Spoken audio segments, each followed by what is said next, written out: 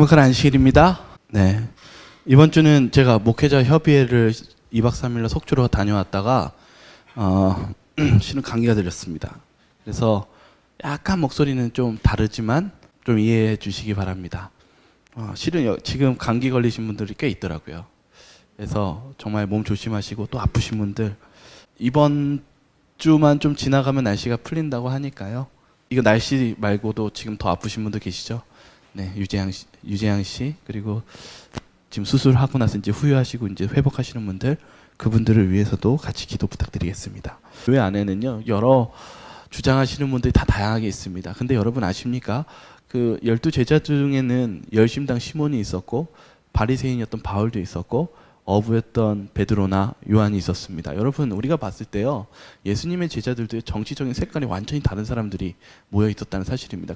그런데 우리가 알아야 되는 것은 우리가 이 교회에 와서 이 정치 얘기를 해야 될까요? 정치적인 얘기로 우리가 막 뭐가 옳다 그렇다 얘기해야 될까요?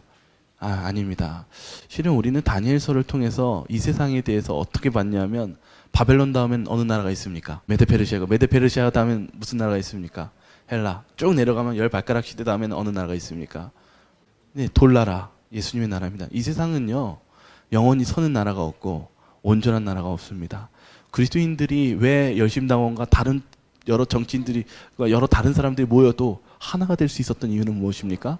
이 나라가 이 세상에 있는 문제, 이 세상이 모든 문제와 우리가 꿈꾸는 나라가 아니기 때문입니다. 오늘 우리 여러분들 안에서 제가 간절히 바라는 것은 몇 주 전에 핵소고지가 개봉이 되었죠. 데스몬드 도스에 대한 실은 전 다큐멘터리와 보니까 데스몬드 도스가 자기 병사만 살린 게 아니었더라고요. 가가지고 누구 살렸어요? 네, 일본군 살렸어요. 일본군이 고통스러워하니까 몰핀 주면서 살라고. 근데 거기만 멈춘 게 아니라요. 괌에서 전쟁할 때는 원주민까지 살렸어요. 재림교인이 무슨 정신이 있을까요? 우리는 원수도 사랑하고 서로 다른 사람들도 그의 생명을 존중하면서 하나님의 자녀임을 잊지 말아야 될 것입니다. 그것이 우리 재림교인의 정신이고 예수님께서 원하시는 모습입니다. 그래서 우리의 삶 속에서 그러한 삶을 살아가시는 저 여러분들 되기 바랍니다. 오늘의 주제는 주님의 밧줄이라는 제목으로 설교를 준비했습니다. 여러분 오늘 아까 교과에도 동화책 얘기해서 좀 죄송한데요. 저는 동화책을 되게 좋아했나 봐요. 근데 여러분 이게 무슨 동화의 이야기인지 아십니까? 예, 헨리가 달림이요. 근데 저는 솔직히 지나서요 다 기억은 안 나고요 일부분만 기억나요. 근데 이 두 남매가 있었죠. 근데 남매가 막 뒤에서 누가 쫓아오고 있어요? 호랑이가 쫓아오고 있으니까 헨리가 달림이 뭐 하고 있었어요? 기도했어요. 기도하니까 뭐가 내려왔어요? 동아줄이 내려왔죠. 그래서 헨리가 두 남매를 도와줬다, 살려줬다는 이야기입니다. 우리는 살면서요, 우리가 아무것도 할 수 없는 처지에 형편이 놓일 때 우리는 기도합니다. 그리고 우리는 누구께 기도합니까? 하나님께 기도합니다. 제가 문득 이렇게 이번 주는 제가 설교할 시간이 많지는 않았어요. 그런데 제가 오늘 이번에 목회자 협의회를 보면서 제가 가장 인상적이었던 것을 말씀으로 좀 준비를 했습니다. 저한테 인상적이었던 게 무엇이었냐면 우리의 삶이 우리가 말씀하는 말씀이 아무리 감동적인 말씀을 해도 그 감동은 전혀 우리들에게 삶의 변화를 주지 않는다면 그게 어떻게 좋은 말씀이 될 수 있을까? 실은 좋은 말씀은 우리의 삶과 말씀이 일치된 삶이 우리에게 변화와 기쁨을 주는 삶이 아닐까라는 생각이 들었습니다. 이번 주에 한 분이 나왔는데요. 이분이 말씀하는데 이분 직업이 뭘까요? 네, 한번 여러분도 좀 때려 맞춰 보시면 어떨까요? 네? 연예인이요? 아니에요. 맞아요. 아시네요. 무당이에요. 제가 이번 주에 이분 간증을 들었는데 이분이 무당이에요.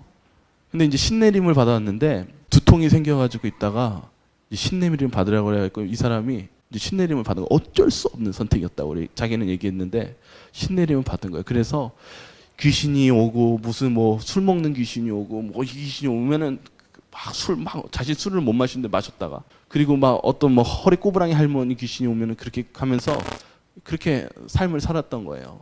근데 그 삶을 살면서 행복할까요? 아니면 무당들이 행복할까요? 우울할까요? 예, 무당들은 우울해요.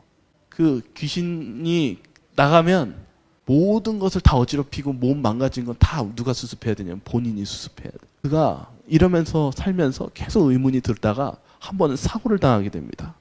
어떻게 사고를 당해가지고 떨어져가지고 골절상을 다 입었어요. 근데 그 순간 말할 수 없는 서러움과 외로움이 막 밀려드는 것입니다. 왜 밀려왔을까요? 허무해서요. 막 서름이 왜 복받쳤냐면요. 자신이 무당이고 신주를 모시는 귀신인데 사람 들어오면 뭐 해줘요? 앞으로 뭐 하면 뭐 어떻게 돼요? 잘 될 거야. 앞으로 뭐 조심해. 뭐 이렇게 얘기했던 귀신의 말을 들으면서 안 하는 사람이 알고 보니까 자신이 모시는 귀신이 내가 뭐 될지는 알려줘요? 안 알려줘요? 몰라요. 귀신은 자기를 이용만 한다는 것을 깨달은 거예요. 그 수년 동안 그렇게 살다가 너무나 그것이 서럽고 화가 나서 그날로 신주단하고 그 법을 다 불태워버립니다. 다 불태웠어요. 아무것도 모르는 상태에서. 그리고 뭐 하기 시작했냐면 답을 찾고 싶었어요. 목말랐어요. 그래서 어떻게 가다가 만났는데 어떻게 우연인지 모르는데 재림교인 집사님을 만났어요. 나 하나님 알게 해주십시오. 나 하나님 알게 해주십시오. 그래서 이분을 어떻게 할까 하다가 그때 당시 이제 김대성 목사님이라고 저희 예언전도 잘하시는 목사 있잖아요. 데려갔어요. 그러니까 목사님이 이 무당분의 삶에 대해서 이야기를 막 얘기하는 거 막 고생했고 막 얘기한 걸 다 들으니까 이제 이렇게 얘기했어요. 너무 먼 길을 돌아오셨습니다. 그래서 이분에게 뭘 전해줬냐면 하나님의 말씀과 그리고 예언의 신을 익혀줬어요. 알고 보니까 귀신이 누구였어요? 마귀 사단이었어요. 사단이 자기를 이용한 거였어요. 그걸 알면서 큰 눈물을 흘리면서 어떻게 했냐면 이제 어떻게 했어요? 회개하고 구주를 영접했다는 이야기입니다. 여러분, 저는 이 이야기를 들으면서 누가 생각났냐면 여러분은 성경에서 누가 생각나십니까? 네. 7 귀신 들린 막달라 마리아예요. 우리 한번 성경절 한번 읽어볼까요?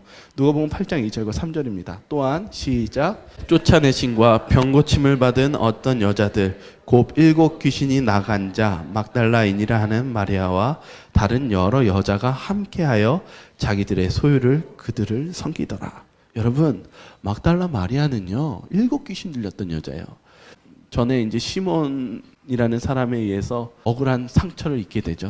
그리고 나서 막달라 마리아가 아주 안 좋은 생활 습관과 그런 삶 속에서 결국은 귀신이 들어버립니다. 여러분, 보통 예수님이 만났던 사람들은 일반적으로 1 귀신이나 2 귀신 정도 있었던 귀신이었어요. 근데 막달라 마리아는 몇 명이 있었어요? 7 귀신이요. 얼마나 그의 삶이 뭐의 노예가 되어 있었냐면 사단의 귀신의 노예가 되어 사는 삶이 살고 있었습니다.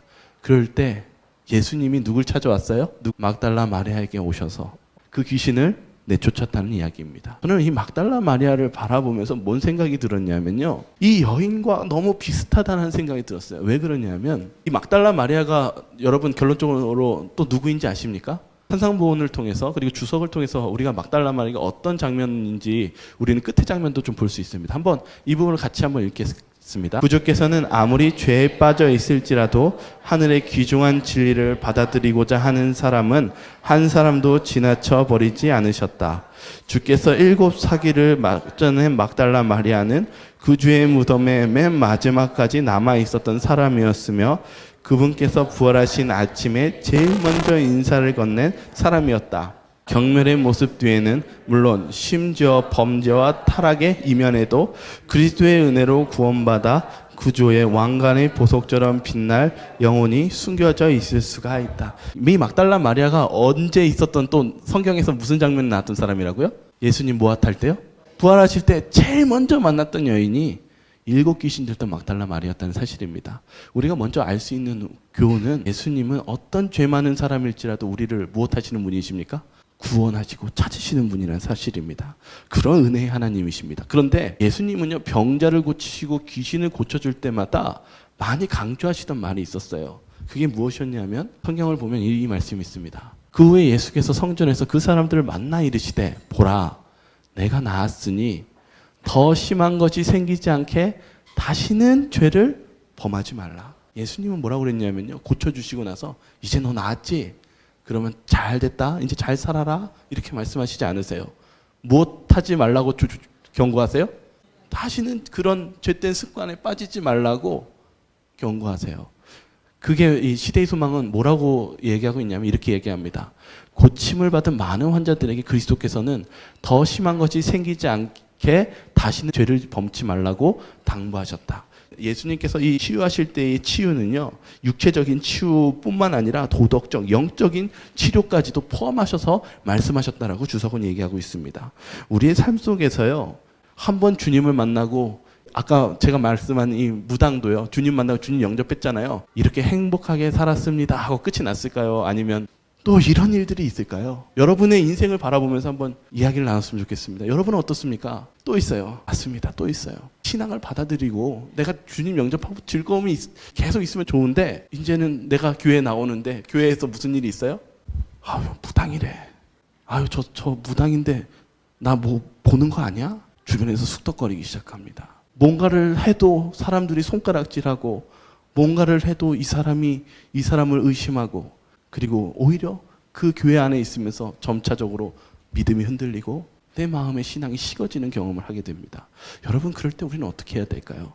저는 오늘 이 이야기를 들으면서 우리가 우리의 신앙도 시험에 들고 죄에 빠지는 신앙을 하는 것을 예수님께서 우리를 위해서 경고하시는 메시지 같이 들렸습니다. 그래서 그 여인, 이제 지금은 집사님이시죠. 그 집사님이 이제는 너무 슬퍼가지고 어떻게 했냐면요, 차를 끌고요, 어디로 가고 있었냐면 속초로 가고 있었어요. 저희가 오늘 제가 갔다 온 그 속초로 막 가고 있었어요.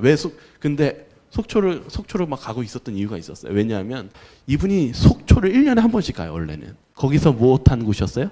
신내림 받았던 곳이었어요. 우리는 죄된 습관이 되면은 다시 무엇하는 성향이 있냐면 죄 습관으로 돌아가는 성향이 있어요. 이분이 막 속초로 가는 거예요. 막 갑자기 힘들어지고 그러니까. 그때 전화가 옵니다. 그때 이제 재림연수원에 있었던 한 목사님이 전화하는데 우연하게 전화했어요. 지금 어디 가세요? 속초 갑니다. 속초 어디 해변가 갑니다. 왜 가세요? 제가 이렇게 이런 일이 있었는데 저 거기 있었던 곳을 갑니다. 당장 재림연수원으로 다시 돌아오세요. 그녀가 이제 다시 차를 돌려가지고 기도합니다. 울면서 기도했어요. 그러면서 주님을 매달리면서 주님을 다시 찾으면서 다시금 이제는 하나님께로 다시금 돌이키면서 시작을 했다고 합니다. 여러분, 우리의 신앙이 그래요. 늘 넘어지고 늘 힘들고 넘어집니다. 그러나 우리가 해야 될 것은 무엇입니까? 오늘 이 치료 113페이지에는 아까 다시는 죄를 짓지 말라라는 이 성경절에 대해서 이렇게 주석을 하고 있습니다. 근데 뭐라고 얘기했냐면 유체적 법칙과 도덕적 법칙을 막론하고 하지 말라는 모든 명령에는 약속이 포함되어 있다. 만일 우리가 그 법칙에 순종하면 우리의 길에 축복이 따를 것이요, 하나님께서는 우리에게 옳은 일을 하도록 결코 강요하지 않으신다. 그러나 그분께서는 우리를 악에서 건져내어 선으로 인도하고자 노력하신다. 우리가요, 아무리 어떤 어려운 상황이 오더라도요, 우리를 구원해 주실 수 있는 분은 누구실까요? 네, 예수 그리스도이십니다. 아무리 어떤 절망적인 순간에서도 우리가 바라봐야 되는 것은 주님을 바라보는 것입니다. 예수님을 바라보시기 바랍니다. 주님은 약속하셨습니다. 반드시 우리를 구원해 주시겠다고 약속하셨습니다. 그러므로 힘들더라도 제가 느꼈던 것은 저와 여러분들의 공통된 점인데 주님께 순종하시기 바랍니다. 작은 고개를 주님께 돌림으로써, 자그마한 우리의 마음을 주님께 돌림으로써 거기 안에는 치유가 있음을 저와 여러분들이 같은 그런 마음으로 나아가시길 바라겠습니다. 그래서 이분이 이제 괜찮아졌을까요? 더 이야기가 있기 때문에 안 괜찮아졌어요. 신앙은 물론 이 무당으로 가지는 않았지만은 신앙을 하는데 무당 관두면 뭐 먹고 살겠습니까? 그래서 열심히 이제 뭐 일을 찾았는데 겨우 일 찾았는데 이제 일을 찾은 게 이제 격리였어요. 조그만 회사 격리를 하고 있는데 이제 이 안식일을 지키기가 너무 어려운 거예요. 그래서 어떻게 했어요? 예배만 드리면 막 어디로 가요? 회사로 가니까 또 주변에서 수군대기 시작합니다. 봐, 안식일도 제대로 안 지키잖아. 어떻게 저래? 무당은 무당이야. 마음속에 상처가 되고 갑자기 화가 치밀어 오릅니다. 주님, 어쩌라고요? 저 이것도 안 하면 죽어요. 마음속에서 화가 나고 화가 치밀어 오르고 주님께 막 화가 나면서 기도하고 있는 중에 그분의 마음속에 들렸던 한 성경절이 있었습니다. 성경절은 무엇이었냐면 마태복음 8장 22절이에요. 한번 같이 읽어볼까요? 시작. 죽은 자들이 그들의 죽은 자들을 장사하게 하고 너는 나를 따르라. 예수님의 말씀은 무엇이었냐면 죽은 자는 누구에게 장사하게 하고요? 죽은 자에게 장사하고 너는 나를 어떻게 하라고요? 따르라. 마음속에 큰 망치 같은 소리가 들렸습니다. 실은 자기가 그 무당과 그 귀신을 섬겼을 때 그 귀신이 나를 속이면서 그 삶 속에서 모든 그 피폐함과 육체적인 질병과 모든 것을 잃어가면서 뭘 결심했습니까? 실은 모든 그 신에 있는 그런 법당에 있는 것들을 다 불태워버렸을 때 그걸 불태우면서 그 집사님이 뭘 느꼈어요? 뭐 먹고 살지였어요. 이제 뭐 먹고 살지? 근데 생각해 보니까 지금까지 하나님이 어떻게 해주셨어요? 먹여주시고 인도해 주셨어요. 그런데 내가 이 안식일 하나도 내가 지금 하나님께 화를 내고 있는 모습을 보면서 이 말씀이 나온 것입니다. 죽은 자는 죽은 자에게 장사하게 하고 너는 나를 따르라. 바로 핸드폰을 들고 사장님 저 오늘부터 나갑니다. 그리고 하나님께 맡기면서 나아갔어요. 네, 회사를 안 나갔죠. 이거 제가 잘못 말하면 안 되겠네요. 회사를 안 나갔습니다. 근데 이분이 하신 말씀이 제가 잊혀지지 않는 말씀이 이거였어요. 오히려 순종하니 마음이 어떻게 고백하냐면 편하다. 여러분, 우리가 온전히 순종하면 왜 마음이 편할까요? 맡기니까요. 맞아요. 제가 하나님은 오늘 교각 시간에 얘기했죠. 왜 기도하냐고요? 기도를 하는데 그분은 전능하신 분이고 그분이 무엇했기 때문에 우리가 기도한다고요? 약속했기 때문입니다. 하나님은 전능하신 분입니다. 우리를 책임질 만큼 충분히 전능하십니다. 그리고 하나님께 온전히 순종하면 우리가 두려워할 게 없습니다. 왜 그렇습니까? 모든 것을 주님이 책임져 주시고 약속하셨기 때문입니다. 여러분, 우리의 믿음도 그런 순종이 필요합니다. 이 성경절에 마태복음 17장 20절에요. 제자들이요 귀신을 못 내쫓았을 때 이렇게 얘기했어요. 주님, 왜 저는 예수님과 다른가요? 그러자 예수님께서 하신 말씀이 있습니다. 한번 같이 읽어볼까요? 시작. 우리는 어찌하여 쫓아내지 못하였나이까? 이르시되 너희 믿음이 작은 까닭이니라. 진실로 너희에게 이르노니 만일 너희에게 믿음이 겨자씨 한 알만큼만 있어도 이 산을 명하여 여기로 저기로 옮겨지라 하면 옮겨질 것이요 또 너희가 못할 것이 없음이라. 여러분, 예수님께서 우리에게 원하는 것은 어떤 믿음을 원하세요? 큰 믿음이요. 일단은 우리가 이 성경 안에서만 보죠.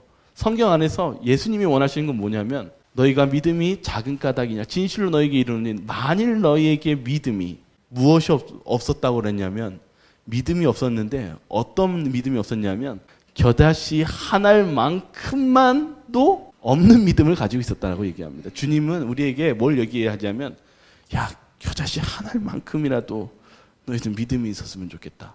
그 믿음만 있으면 무엇 할 수 있다라고 얘기했어요? 산을 명해서 어디로도 옮길 수 있다고요? 여기서 저기도 옮길 수 있는 그러한 능력을 주시겠다고 얘기하십니다. 예수님은요 우리에게 약속하시는 분이에요. 예수님은 약속을 한 번도 어기신 분이 아니신 하나님이십니다. 그렇다면 우리에게 정말 필요한 게 무엇입니까?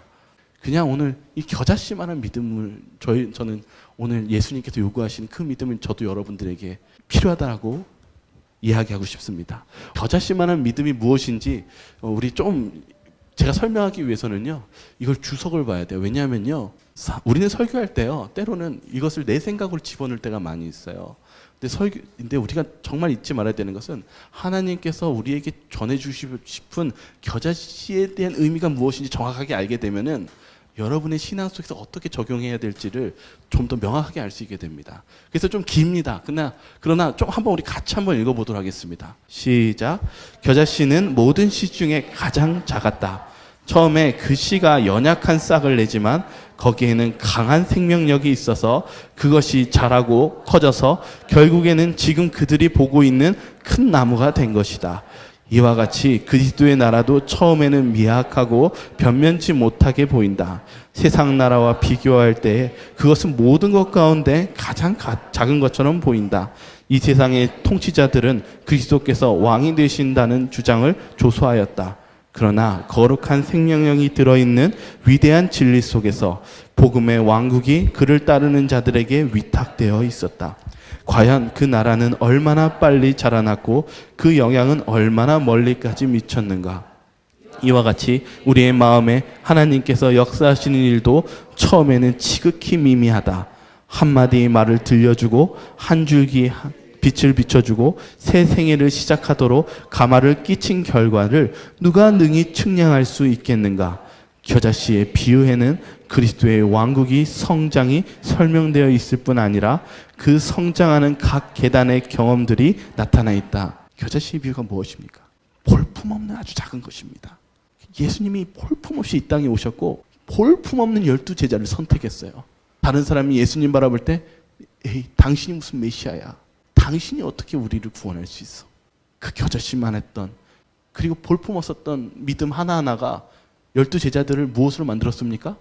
사도로 만들었습니다. 성경에서 우리가 감동받는 그 이야기들이 이 성경을 성경에 성령에 감동되어 말씀했던 위대한 하나님의 제자가 되었습니다. 여러분, 지금 예수님을 통해서 수많은 교회가, 그 수많은 세계의 많은 사람들이 예수님을 믿고 있습니다. 여러분, 이 자그마한 겨자씨가 얼마나 폭발적인 생명력과 능력이 있는지 우리는 바라보지 않았습니까? 근데 우리 신앙도 마찬가지입니다. 우리의 신앙도 겨자씨만한 작은 말씀, 작은 주님의 성령의 음성의 명령들을 우리가 한마디 한마디를 따르며 또 휘청거리는 믿음 안에서 한 발짝 한 발짝 나아간다면 우리가 상상하지 못하는 주님의 놀라운 역사하심을 우리는 체험하게 될 것입니다. 그래서 예수님이 말씀하신 것입니다. 너희가 겨자씨만한 믿음만 있으면 여기서 저기로 산을 어떻게 할 수 있다고요? 옮길 수 있다는 것입니다. 그리스도를 믿는 신앙은 놀라운 신앙입니다. 왜냐하면 우리의 작은 순종이 하나님의 무엇과 연결되어 있기 때문입니까? 하나님의 신성과 연결되어 있기 때문입니다. 오늘 무당을 하셨던 이 집사님의 이야기를 들으면서 우리는 뭘 느끼십니까? 저는 하나님의 놀라운 섭리를 느끼게 됩니다. 저와 여러분들도 하나님께 순종한다면 하나님께서는 저와 여러분들을 놀라운 길로 저희들을 이끄실 것을 확신합니다. 저에게 위로가 어디에 있냐면 이 시편 85편 10절에 대한 주석은 이렇게 얘기합니다. 자비가 하나님의 속성 중 가장 고귀한 것임을 나타낸다. 속죄소가 율법에 놓인 것은 자비가 공의를 능가하기 때문입니다. 여러분의 삶 속에 어떤 죄가 있고 여러분의 삶 속에 무거운 어떤 짐이 있다면요, 주님께 나아가시기 바랍니다. 왜냐하면요, 자비를 가지고 계시다는 사실입니다. 주님은 여러분들을 사랑하시고 용서해 주시고 여러분을 도와주시길 원하십니다. 그러한 좋으신 하나님, 좋으신 예수님께 나아가시기를 간절히 호소합니다. 제가 오늘 얘기하면서 오늘은 화인 여사에 대한 이야기를 좀 나누고 싶었습니다. 제가 오늘 실은 이게 뭐냐면요, 재림교회의 생성, 역사에 대한 것들을 영화로 2시간 동안 만들어 놓은 것입니다. 윌리엄 밀러가 1844년 2300주야를 해석했던 그 사건서부터, 그리고 재림교회 탄생에 대한 이야기인데요. 여기 안에 엘렌 G 화이트에 대한 검증, 그 엘렌 G 화이트이 계시를 받았던 것에 대해서 신학적인 검증에 대한 내용도 같이 있습니다. 근데 저는 여러분들에게 이 부분을 충분히 봤으면 하는 이유는 실은 이게 재림교회사에 대한 내용이거든요. 그리고 이제 엘렌 G 화이트 자서전에 쓰였던 내용들이 다 포함되어 있거든요. 근데 그게 왜 그러냐면 저는 이걸 읽을 때 2달이 좀 넘었던 것 같아요. 근데 여러분들에게 너무 좋은 게 2시간이면 이걸 다 볼 수 있다는 것에 대해서 처음엔 저도 너무 좋았고, 그 이유가 왜 설명되어 있는지가 자세히 적혀 있습니다. 근데 제가 오늘 이제 드리고 싶었던 것은 화인 여사가 첫 번째 계시를 받았을 때 바라본 장면은 어떤 장면이었냐면 많은 재림교인들이 하늘로 가는 장면이었어요. 근데 하늘로 가고 있는 장면 속에서 어떤 사람들은 다 떨어지고 올라가는 계단 속에 떨어지면서 어떤 사람들이 하늘에 갈 수 있었다라고 기록하고 있어요. 오늘 이 부분에 대해서 이렇게 적혀 있습니다. 한번 같이 한번 읽어볼까요? 재림 신도들은 시작. 까마득한 그 길 끝에 자리 잡은 도성을 향하여 여행을 하고 있었다. 만일 저들이 저들 바로 앞에서 그 도성으로 인도하시는 예수님에게 저희 눈을 고정시켰다면 저들은 안전하였을 것이다. 그러나 멀지 않아 피곤하고 지친 어떤 사람들은 그 도성은 너무나 멀리 떨어져 있다고 말하였다. 그때 예수님께서 당신의 영광스러운 오른팔을 들어 저들을 격려하시곤 하였는데 그의 오른팔에서는 빛이 발하여 재림 신도의 무리 위에 휘날렸고 저들은 할렐루야라고 외쳤다. 어떤 이들은 저들 배후에 있는 빛을 경솔하게 부인하고 먼 곳으로 인도해 내신 분은 하나님이 아니라고 하였다. 저들 뒤에 있는 빛은 사라지고 저희 발은 온전히 흑암 속에 빠지게 되었다. 저들은 목표를 잃고 비틀거리며 예수님을 그 시야에서 놓쳐버림으로 말미암아 그 길에서 벗어나 어둡고 사악한 저 빛의 세상으로 떨어지고 말았다. 재림을 기다리던 백성들, 그리고 하늘에 갈 수 있었던 자들은 뭐 어떻게 우리가 갈 수 있었다라고 이야기하고 있습니까? 예수 그리스도를 바라볼 때요, 우리도 지치고 넘어집니다. 여러분의 신앙도 그렇게 강하지가 않아요. 매일 매순간 시험입니다. 그러나 우리가 다시 일어설 수 있는 것은요, 주님 바라볼 때예요. 오늘 이 무당이었다가 계속 뭔 생각하냐면 다시 돌아갈까, 더 심한 귀신에 붙잡히는 그런 유혹을 당합니다. 그러나 그러할 때 주님을 바라봅니다. 그것이 우리를 구원의 길로, 그리고 우리를 끝까지 주님을 붙들게 할 수 있는 힘이라는 사실입니다. 엘렌 지 화이트요, 두 아들을 잃었어요. 처음에 태어난 지 3달밖에 안 되는 존을 잃고 얼마나 마음의 상처가 있습니까? 그리고 얼마 있다가 또 이제 헨리라는 아들을 잃게 됩니다. 그녀의 마음속에 이 상처가 죽었을 때요, 그 죽고 나서의 기록을 보니까 뭐라고 기록했냐면, 내가 아들을 잃고 나니까 이제 다윗의 눈물을 이제 이해하겠다라고 고백하더라고요. 다윗이 아들이 죽었죠. 압살롬이 반역 일으켰거든요. 못된 아들이었어요. 근데 다윗이 뭐라고 했냐면, 내 아들 압살롬아, 내 아들 압살롬아. 아들이 죽는 그 마음이 자기가 죽는 것보다 너무 아파서 내가 어찌 너를, 그러면서 서늦게 우는 것을 엘렌 지 화이트이 자신의 아들이, 자녀가 죽으면서 이제 다윗의 마음을 알겠다라고 얘기합니다. 근데 그 마음을 알면서 이제는 무엇을 바라보게 됩니까? 하나님이 우리 하나밖에 없는 자식인 예수 그리스도를 주신 사랑을 깨닫기 시작합니다. 그리고 나서 화인 여사는 또 지나서 누구를 잃느냐면 남편을 잃어요. 여러분, 우리가 사는 인생이요, 평탄하고 행복한 인생이 아니라요, 힘들고 고통이 있는 인생입니다. 그러나 우리가 한 계단 한 계단 우리가 구원 속에서 하늘을 바라볼 수 있는 것은 내가 아픔이 없는 것이 아니라 우리 이 세상 속에서 주님을 바라보면서 우리가 나아갈 수 있다는 사실입니다. 둘째 아들이요, 죽을 때요, 나중에 이 영화도 보시면 나오겠지만은 얘기해요. 나 동생 옆에 묻어주세요. 그리고 재림의 날에 같이 일어나고 싶어요. 우리의 소망은 재림입니다. 그리고 그런 재림으로 우리는 버텨나가야 되는 것입니다. 화인 여사가 그 중에 있었을 때 한 계시를 받게 됩니다. 그 계시가 어떤 내용이었냐면, 이상을 보는데 나무들이 이렇게 갈기갈기 서로가 지탱해주는 나무들이었어요. 그래서 나무가 나무를 지탱해주고 또 다른 나무가 지탱하고 있는데, 한 나무가 어떻게 하고 있냐면 그 지탱에서 풀려나가지고 뭐 어떻게 하고 있어요? 지면으로 떨어지려고 하고 있는 거예요. 그때 화인 여사가 이제 그때 천사에게 이렇게 얘기합니다. 한번 이 기록이 좀 긴데요, 한번 보도록 하겠습니다. 나는 어떤 친절한 손이 나타나서 그것을 들어 올려주기를 기다렸지만 아무도 도와주지 않았다. 나는 왜 아무도 그 덩굴을 들어 올려주지 않는지를 물어보았다. 나는 곧 이어서 한 천사가 버림받은 것처럼 보이는 덩굴로 다가오는 것을 보았다. 그는 그의 양팔을 펴서 덩굴 아래에 넣더니 그것을 들어 곧바로 세우고는 이렇게 말하였다. 하늘을 향하여 서서 내 덩굴 손으로 하나님을 감아라. 너는 인간 지주에서 떨어졌다. 너는 하나님의 능력을 의지하여 굳게 설 수 있으며 인간의 지지 없이도 번성할 수 있다. 하나님께만 의지하라. 그리하면 결코 실패하지 않을 것이지만 그렇지 않으면 떨쳐 버려지리라. 그 버려진 덩굴이 보살펴지는 것을 보았을 때 나는 표현할 수 없는 안도감을 느꼈으며 매우 기뻤다. 내가 그 천사에게 이 장면들이 무엇을 의미하느냐고 질문했더니 그는 내가 바로 그 덩굴이다. 이 모든 것을 내가 경험하게 될 것인데 이런 일들이 일어나게 될 때에야 이 덩굴이 상징을 완전히 이해하게 될 것이다.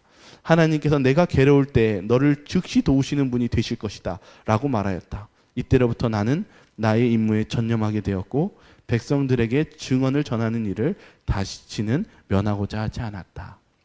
화인 여사도 자신이 처음에 하나님의 메시지 받을 때 거절했어요. 되게 많이 거절했어요. 왜냐하면 너무 어렵고 거절당하는 것이 두려웠고 다른 사람 앞에 나서기를 어려워했습니다. 그러나 오늘 이 말씀 속에서 그는 무엇을 바라보게 됐냐면 하나님이 우리를 구원해 주시고 하나님께 나아갈 때 결코 실패함이 없는 것을 우리에게 보여주셨다는 사실입니다. 막달라 마리아가 아까 얘기해 드렸을 때 어떤 사람이라고 들었습니까?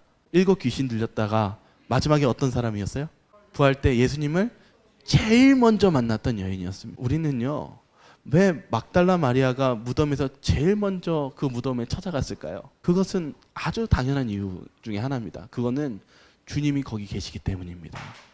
막달라 마리아는 예수님을 처음 만나는 순간과 마지막 만나는 순간까지 똑같은 생각을 가지고 있었습니다. 그것이 무엇입니까? 주님을 만났을 때 내가 변화되었다는 사실입니다.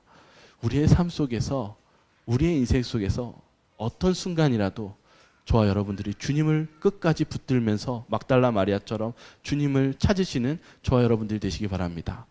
막달라 마리아는 주님을 만날 때마다 변화되었고 주님을 만났을 때 기쁨과 평안이 함께했다는 사실입니다.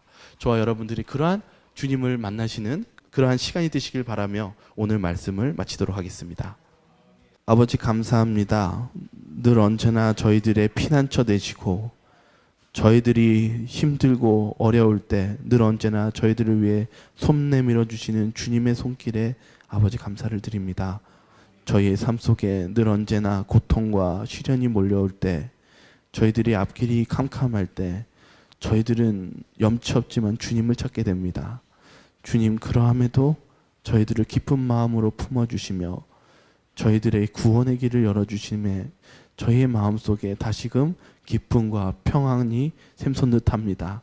주님, 오늘 이 막달라 마리아가 주님을 만나고 주님을 만나기 위해서 주님의 묘소에 먼저 찾아간 그 막달라의 마리아의 마음처럼 오늘 저희의 마음에도 주님을 먼저 찾고 주님께 간구하는 그러한 마음을 허락하여 주시옵소서. 그렇게 함으로 저희가 이 세상에 있는 모든 사단의 유혹 속에서 지배 속에서 살아가지 않도록 도와주시고 저희의 주인이신 예수 그리스도만을 사랑하며 섬김으로써 저희가 재림 때에 주님을 만나는 그러한 기쁨을 나누길 간절히 원합니다. 이 송도교회를 그러한 교회로 되게 하여 주시옵시고 이 교회 안에 있는 많은 아프고 또 연약한 주님의 자녀들이 있습니다. 그들의 이름들을 기억하여 주시옵시고 저희들이 기도할 때 그들의 이름을 부르며 주님께서 그들을 놓지 않음을 저희가 느낄 수 있도록 아버지 저희의 기도를 또한 응답하여 주시옵소서. 저희의 삶 속에 늘 언제나 사랑과 인자함으로 저희를 지키시는 예수 그리스도 이름으로 기도드립니다.